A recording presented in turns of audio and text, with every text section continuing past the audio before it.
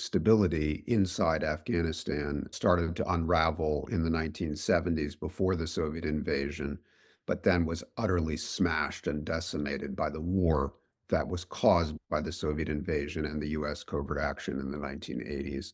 Probably the biggest cause of the violence was the insistence by the Pakistanis after the US stopped paying attention, or certainly without US objection, the insistence by the Pakistanis that they wanted to promote an Islamist faction of the rebellion that had been one of the leading recipients of their aid, led by a guy named Gulbuddin Hekmatyar, who is remarkably still alive and still in the mix in Afghanistan, as the front of rebels started to approach the takeover of Kabul.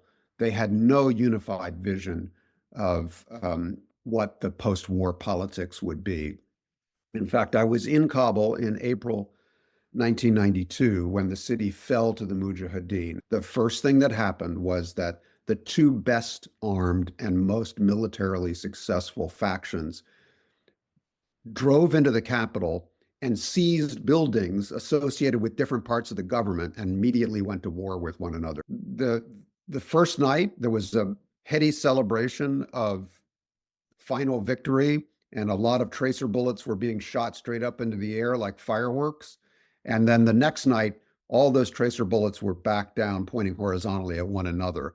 And the battle inside Kabul for control of the city immediately after the victory was quite vicious, involved tanks and a lot of crossfire. A couple of journalists were killed. It was probably the most intense combat that personally I've ever been in.